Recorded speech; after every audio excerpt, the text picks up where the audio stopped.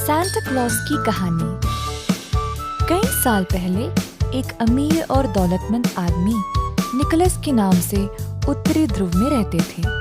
वह बहुत मेहरबान और उदार व्यक्ति थे। सबको प्रसन्न करना निकोलस को बहुत पसंद था। उनकी एक विशेष रुचि थी। वह अपने खाली समय में लकड़ी के खिलौने बनाया करते थे, मगर किसी ने भी आज तक उनकी ये कला नहीं देखी। ईसा जन्मोत्सव यानी क्रिसमस का त्योहार का समय था और निकोलस अपने अड़ोस पड़ोस के बच्चों के लिए कुछ खास करना चाहते थे। एक दिन उनके दिमाग में एक विचार आया। उन्होंने सारे बच्चों के लिए लकड़ी के खिलौने बनाने का सोचा। फिर हर मकान के चिमनी के रास्ते से घर के अंदर जाकर भट्टी की जगह रखे हुए मोजे के अंदर अपने तोहफे छिपाना चाहा। बीच रात का समय था। जब सब सोए थे, तब निकोलस अपने पास वाले मकान के छत पर चढ़ गए। घर के अंदर जाकर जल्दी से उपहार रख के तुरंत वापस चढ़ गए। इसी प्रकार निकोलस बहुत सारे घरों में गए, मगर कुछ ही समय में वे थक गए। अपने घर वापस जाकर उन्होंने अपनी बर्फ पर सवारी करने वाली बेपहियों की गाड़ी निकाली और अपने 12 सिंगों को गाड़ी से बांध दिया। निकोलस फिर से अपने काम पर निकल पड़े, लेकिन ज्यादा दूर तक नहीं जा पाए क्योंकि बर्फ में उनकी गाड़ी फंस गई।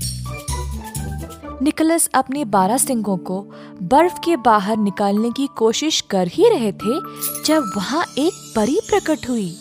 वह बोली, निकोलस, तुम एक भले इंसान हो और मैं तुम्हारी सहायता करना चाहती हूँ।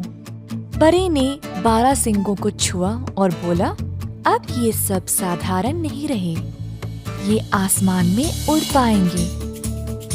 परी ने फिर से अपना हाथ फेरा और छोटे छोटे कल्पित बौने प्रकट हुए। वे सब हरे रंग के कपड़े और लंबे हरे रंग के टोपियां पहने हुए थे। उनके कान लंबे और बड़े विचित्र थे। परी ने कहा, ये सब तुमको तुम्हारे भेंट बांटने में सहायता करेंगे और सबके पास खुशियां ले जाएंगे। ये तेज रफ्तार में काम करेंगे और अलग अलग किस्म के खिलौने बनाने में तुम्हारी मदद भी करेंगे। निकोलस हैरान थे, लेकिन बहुत प्रसन्न भी हो गए थे। सब लोग गाड़ी में चढ़ गए और रस्सी की एक छटक से आसमान की ओर सवार हो गए।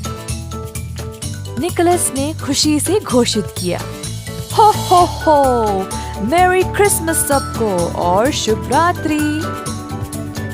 अगली सुबह सब बच्चे चिमनी के पास रखे हुए मोजे के अंदर तोहफे देखकर आश्चर्य रह गए।